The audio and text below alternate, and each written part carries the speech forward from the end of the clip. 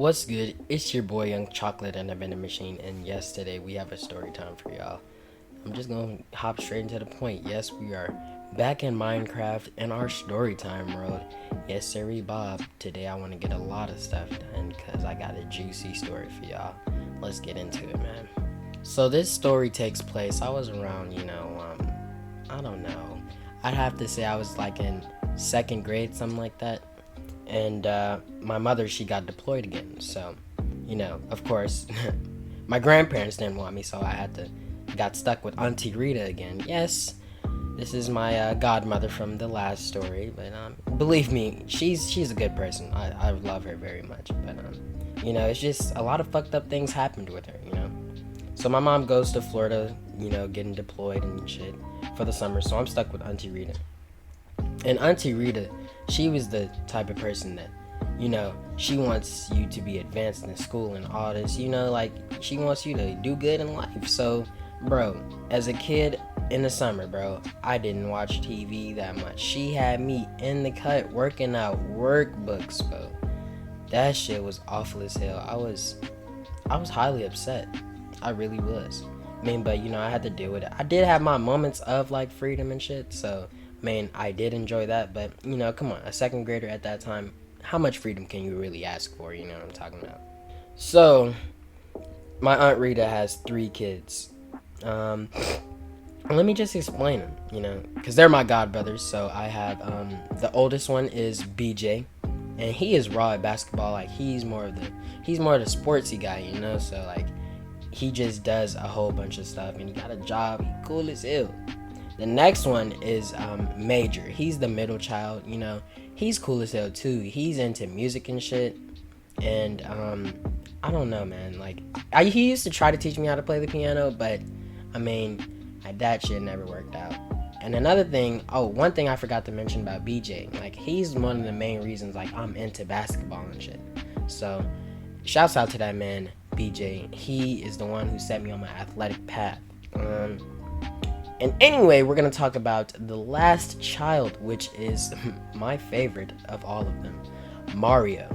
Mario is the one who introduced me into all the video games. I know, ironic, right?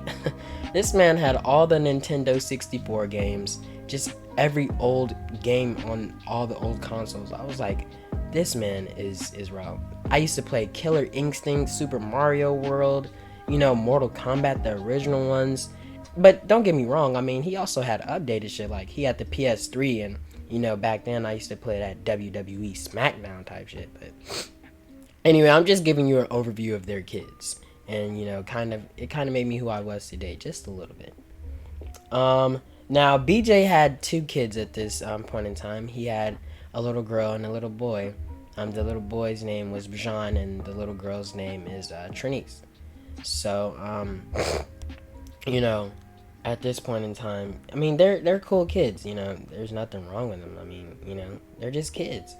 But what happened on a fateful night after I was already in trouble for something. I don't know what I did. I'm pretty sure I just didn't do a chore. But, one day we were going to sleep and I had this toy, and Bajan wanted it. So, he did what little kids do. He started crying and stuff. And I was like, oh, here we go with this stuff. So my Aunt Rita comes in the room. She's like, boy, you better give him that toy so he can go to sleep. Because, they're like really young. Like, they're like kind of like babies. I don't know. I'd say they're like 2, 3 at this point. And, he cries for the toy and whatnot. So I get mad, of course, but I give him the toy, because it's like, what can I really do? What I'm talking about? So I give him the toy, and my little dastardly ass, I wait till he goes to sleep. This is where I fucked up. I waited till this nigga went to sleep, and I grabbed the toy out of his hand, because as a little kid, I'm not going, bro. I want that motherfucking toy, bro.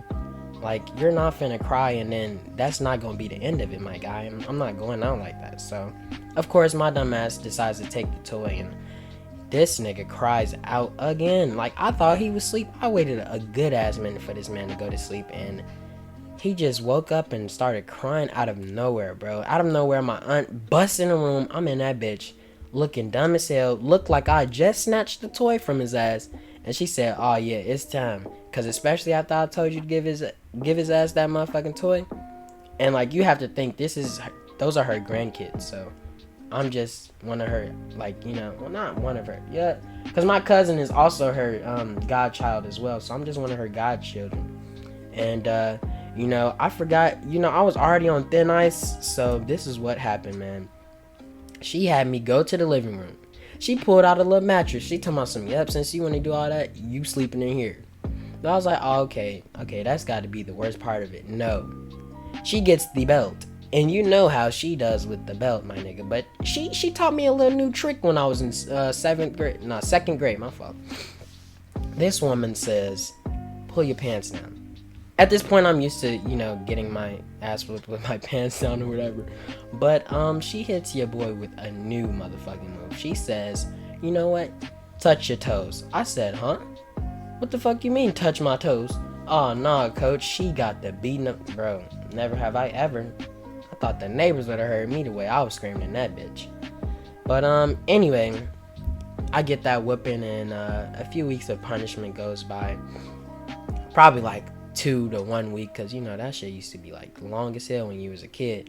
But BJ's outside in the front playing basketball with a little hoop, and our neighbors are out there, and I'm just sitting in the window just looking at his ass.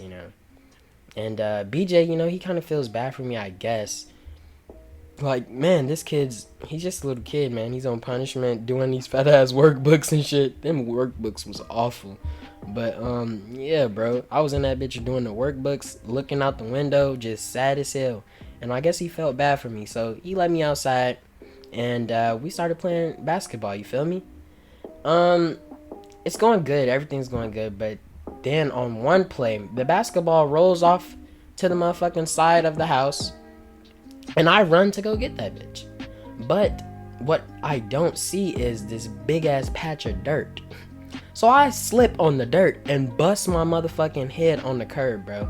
And mind you, it was about daytime when this shit happened. I woke up, it was damn near dark. I'm like, whoa, what the fuck happened? My head is on the curb. Apparently there's blood everywhere, and they're asking me, am I okay? Am I okay? I think the niggas thought I was dead. But hell yeah, man. They just rushed in the house, got me a towel, told me to sit up and apply pressure on that bitch. And then my auntie Rita gets home, and she's like, what the fuck happened? His ass was supposed to be in the motherfucking house. How the hell did this even happen? His ass supposed to be on punishment. And just being a little bit scared and all that other shit. But it was like, damn, my nigga, that is fucked up. So they had to call the ambulance, and they fucking called the ambulance or whatever. And I just thought that was gonna be it. Like, the niggas was gonna give me a fat ass Band-Aid, but no, my brethren, they took me to the emergency room, and they said, yeah, we can't put stitches in his shit, so yeah, we're just gonna have to put staples in his shit. I was like, bitch, staples? What the fuck you mean staples? And when I was a kid, they gave me a numbing shot, but like when my head was in there hazy as hell, it felt like they stuck a needle that went in and around my fucking head. But they only gave me a numbing shot. Now, then they put them staples in, and I didn't feel shit, so I was like, oh, okay, cool. And like a week or so rolls by. I say 2 weeks rolled by, and I was healed and all, and I was good. But they said they had to take them bitches out. I'm thinking they finna give the kid another numbing shot. These motherfuckers pulled them bitches out one by one while my ugly ass was still awake. Them shits hurt it like a motherfucker. I had to hold my auntie hand the whole fucking time. And I was just scared for my life, man. But that's how I got a bald spot on my motherfucking head today. So if you see me in real life and you see my bald spot, do not fucking ask me why I have a bald spot. You now know. And thank y'all for watching this video. I really appreciate y'all, man. Like, y'all don't know, man. For the people who actually be watching my videos, I fucks with y'all heavy. So it's been your boy Young Chocolate. Like, comment, subscribe for this video. And yeah, it's your boy. I'll see you in the next one.